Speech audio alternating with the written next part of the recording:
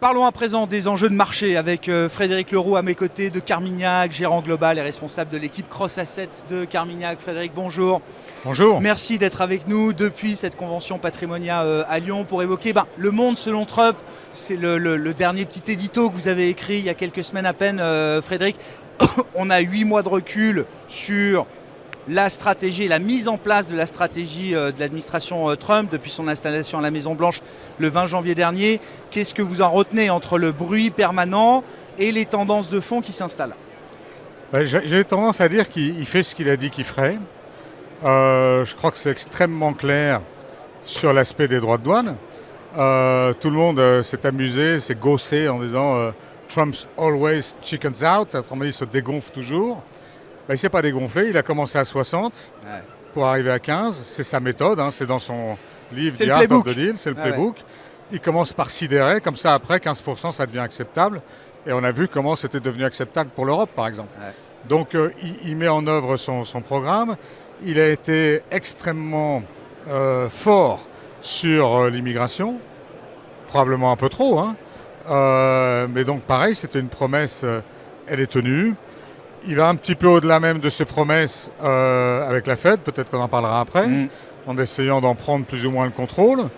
Et puis alors ce qu'on peut dire, c'est là où il s'est un petit peu planté, c'est 24 heures pour régler la guerre en Ukraine. Bon là c'est plus compliqué. Il a essayé, il n'y est pas arrivé. Mais j'ai envie de dire en tout cas sur le programme économique, il délivre complètement. Et je pense que derrière ça, contrairement quand même à ce que beaucoup d'observateurs estiment, il y a une vraie stratégie derrière avec une vraie finalité.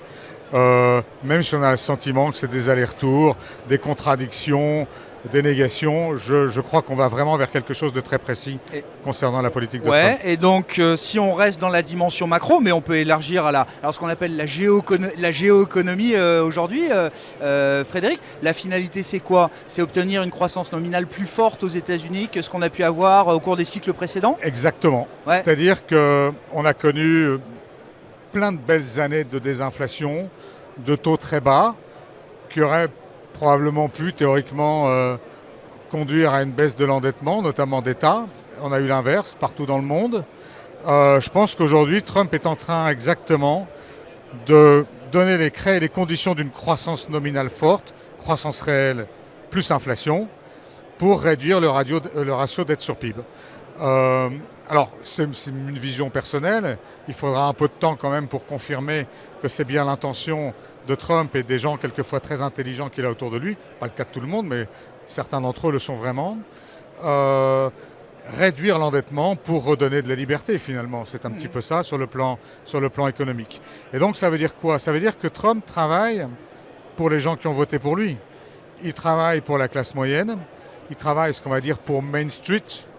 Et probablement, on va découvrir progressivement qu'il travaille moins que ce qu'on pense pour Wall Street. Qu'est-ce qu'il voit, Trump? Il voit des gens qui ont envie qu'on s'occupe d'eux, qui ont certes le plein emploi, parce qu'aux États-Unis, on n'est pas loin, et ça fait quelques années que ça dure. Et bravo sur ce plan-là pour toutes les politiques qui ont été menées avant. Mais ce plein emploi n'a pas du tout mené à des gains de pouvoir d'achat. C'est au contraire un déclassement progressif de la classe moyenne américaine, mais pas seulement américaine d'ailleurs. En Europe, je crois qu'on peut dire ça dans beaucoup de pays. C'est la mondialisation malheureuse.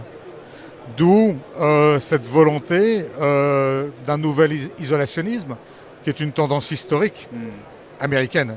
Et là, ça revient, et j'ai envie de dire, à la demande du peuple. Donc, travailler pour que le peuple ait le plein emploi et probablement aussi une vie un peu meilleure, qu'on sorte de ce déclassement. Si ça passe par une croissance nominale plus forte, ça veut dire que ça passe aussi par plus d'inflation, donc par des taux d'intérêt plus élevés, donc à terme par des valeurs d'actifs chèrement valorisées qui souffrent un peu au profit de Main Street. Donc un grand retournement, une grande rotation. C'est ça. Bon, c'est une idée, c'est peut-être. Il y a quand même une contrepartie ou un prix à payer à cibler une croissance nominale plus importante, et notamment avec la partie inflation qui sera sans doute plus élevée que 2% en moyenne désormais. Frédéric, c'est une conviction forte chez vous? Alors c'est une conviction au moins personnelle qui a justifié d'ailleurs qu'on monte un fonds exactement sur cette dédié solution à ce thème-là, dédié à l'inflation pour les 10 ans qui viennent. C'est pas consensuel, mais à la limite, ça me satisfait, ça me réconforte. C'est une position qui ne vous dérange pas. Consensuel, voilà. Et donc oui, ça veut dire qu'il y aura des taux d'intérêt plus élevés, c'est clair. Donc effectivement, une économie qui va plus fonctionner de la même façon. Avant, on arrivait au plein emploi en augmentant la valorisation des actifs, en créant donc un effet richesse positif pour les détenteurs d'actifs qui pouvait se matérialiser en consommation additionnelle, qui créait justement la demande et l'emploi. Aujourd'hui, je pense que progressivement, on va aller davantage en ciblant ce qu'on veut traiter, à savoir le pouvoir d'achat. Et c'est très paradoxal, parce qu'aujourd'hui, ce qu'on entend souvent, c'est « Oh, s'il y a de l'inflation, la première victime, c'est la classe moyenne ». Or, si on réfléchit bien à des périodes de l'histoire pas si lointaines que ça, prenons par exemple les 30 Glorieuses en France, les 30 Glorieuses se sont faites pour une bonne part dans une période inflationniste pendant laquelle la classe moyenne a émergé et pendant laquelle on pouvait acheter sa maison avec des taux d'intérêt à 15%. C'est ça, tandis que là aujourd'hui, avec des taux à zéro, nos enfants ne peuvent plus acheter une maison parce que la valeur est trop chère. Et donc je pense qu'il faut, je ne dis pas que c'est le schéma de base qu'il faut absolument intégrer dans sa gestion et dans sa vie, mais il faut être prêt à quelque chose qui ressemble un petit peu à ça, c'est-à-dire qu'une remise en cause importante de tout ce qu'on pense avoir appris des 2 dernières décennies. Et ça passe par une mise au pas de la Réserve fédérale américaine, Frédéric ? Forcément, parce qu'une réserve fédérale américaine complètement indépendante ne laisserait jamais se développer ce programme d'une croissance économique nominale forte avec une inflation qui monte. Et donc là, il faut au moins, dans l'esprit de Trump et des gens qui le conseillent, que la Fed ne soit pas un ennemi complètement orthogonal de cette politique qui vise à faire de la croissance nominale forte. Et donc il faut au moins que la Fed soit un petit peu en retard dans ses réactions de resserrage monétaire et un petit peu à l'avance dans le cas inverse, où au contraire il faut libérer un petit peu la liquidité. C'était d'ailleurs une position que défendait une Janet Yellen à l'époque, mais dans un autre monde, celui où on se battait contre la désinflation permanente, la grande modération salariale. Le monde a changé depuis, Frédéric. C'est un jeu dangereux, il y a un risque quand même lié à cette perte, ce sentiment de perte d'indépendance de la Réserve fédérale américaine. C'est-à-dire que comment est-ce qu'on va mesurer le succès de la politique économique de Trump ? Est-ce qu'on va se faire peur à certains moments avec une croissance qui pourrait être peut-être pas toujours au rendez-vous au moment où on l'attend, par exemple ? Oui. Non, c'est sûr que je pense que le pari, si c'est celui-là, il est quand même un peu dangereux. Mais dans le monde actuel, avec les excès qu'on a surtout sur la dette, etc., j'ai envie de dire tout est dangereux. Ne rien faire, trop en faire, tout est dangereux. Pour moi, le juge de paix, ou en tout cas la jauge qui dira ça marche pas, c'est le ratio dette sur PIB. Plus que la santé de Wall Street ou le prix du mètre carré américain de l'immobilier. Parce que justement, la cible, c'est Main Street, c'est plus Wall Street. Et d'ailleurs, Scott Bessent l'a dit lui-même, il a dit le focus de Trump, c'est Main Street, Wall Street s'en sortira très bien toute seule. Mais donc on n'est plus là pour faire monter Wall Street. Ça peut monter très bien en conséquence, ça peut ne pas. Si les taux montent très fort, il y a des secteurs qui en souffriront plus que d'autres, notamment ceux sur lesquels tout le monde est très largement positionné. Voilà, il faut réfléchir à tout ça. Mais le juge de paix, la jauge du succès ou de l'échec, c'est le ratio dette sur PIB.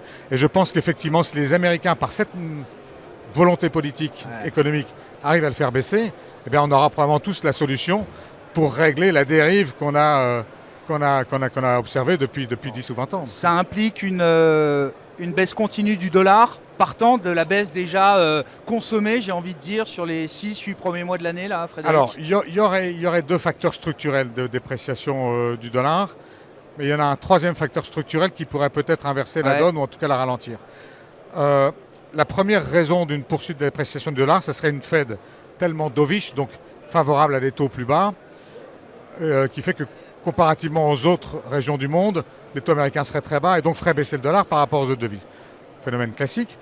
Le deuxième facteur, qui est un petit peu moins évident, mais qui historiquement se montre très bien, c'est si les taux montent aux États-Unis aussi à cause de l'inflation, il n'est pas impossible que les valeurs de croissance souffrent un petit peu plus que les autres parce qu'elles sont plus chèrement valorisées. Donc ce sont elles qui ont un price earnings plus élevé, qui serait la victime principale d'une hausse des taux durables. Donc on vendrait une partie de nos actifs américains, ce faisant on vendrait du dollar, pour aller dans les autres régions du monde plus cycliques, puisque là on retrouverait des opportunités très value, bon marché. des deux facteurs qui sont baissier dollar. Je vends mes actions américaines, donc je vends le dollar. Et le troisième facteur qui est dans l'autre sens, il est intéressant aussi, c'est-à-dire si jamais cette politique marche, eh bien à terme, ça veut dire qu'il y a vraiment plus de croissance.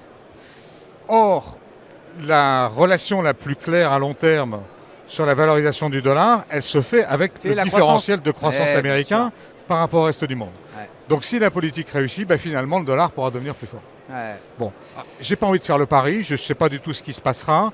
Ce que j'ai envie de dire, c'est qu'à moyen terme, on est plutôt dans cette dynamique des taux qui montent, peut-être un petit peu de rattrapage des autres marchés mondiaux qui conduirait à une poursuite de la dépréciation du dollar qui serait extrêmement favorable à l'univers émergent et potentiellement aussi aux matières premières, donc à des thématiques qu'on a oubliées dans nos portefeuilles. Et donc ce qu'on voit se développer, alors qu'on a oublié pendant très longtemps, mais ce qu'on voit se développer sur les marchés depuis le début de l'année, les marchés globaux, actions par exemple, c'est que certes le Nasdaq est en hausse, mais corrigé du dollar, la hausse est déjà beaucoup moins importante, alors qu'on a des performances par exemple impressionnante pour des marchés d'actions en Chine aujourd'hui. La Chine a démarré son rebond quand et même l'Europe aussi tient bien de ce point de vue-là. Elle a bien tenu, elle a un petit peu plus de mal maintenant, mais c'est vrai qu'entre la fin de l'année dernière et une bonne partie de cette année, elle a connu un rattrapage à l'égard des US qui était d'une ampleur rarement vue. Probablement lié au positionnement très négatif sur l'Europe au départ, très positif sur les États-Unis, et donc cette rotation qui s'est un peu faite. La Chine, parce qu'on en parle, mais c'est même pas le marché le plus fort, d'ailleurs c'est la Corée. Oui, Kospi, bien sûr. Mais la Chine a commencé son rebond quand certains ont commencé à la déclarer ininvestissable. À ce moment-là, quand on déclare un pays ininvestissable, c'est franchement tout le monde a vendu. Ouais, c'est ça. Et donc, à la moindre bonne petite nouvelle, il faut revenir dessus. Mais ce qui est très impressionnant, c'est que ce rebond chinois très fort se fait malgré des données macroéconomiques qui continuent à être extrêmement mauvaises. Ouais. Et donc, c'est bien une question de positionnement et simultanément peut-être d'anticipation à plus long terme d'une Chine qui finalement parvienne à trouver le moyen d'arrêter le ralentissement, redonner confiance à ses ménages, probablement en traitant définitivement la question immobilière, et à partir de là, transformer l'économie chinoise en économie consommatrice. Ça peut être un tournant structurel quand même. Ah, pour moi, ça fait partie de cette grande rotation inflation, où les Chinois, après avoir imprimé la déflation depuis qu'ils sont dans l'OMC, vont devenir au contraire consommateurs, donc vont imprimer de l'inflation au reste du monde. Donc vous voyez la Chine qui pourrait devenir inflationniste, l'Allemagne qui maintenant va dépenser des milliards dans l'armement, dans l'infrastructure, qui va enfin participer positivement à la croissance mondiale, et les États-Unis qui vont s'occuper de la classe moyenne qui va consommer 100% de ce qu'elle va gagner en plus. S'il n'y a pas d'inflation avec ça, je ne sais pas ce qu'on aura. Bon, on suivra ça avec vous, Frédéric. Merci beaucoup pour vos convictions et pour être venu les exposer sur Be Smart for Change, évidemment, dans Smart Bourse, à l'occasion de cette convention Patrimonia à Lyon qui se tient cette semaine.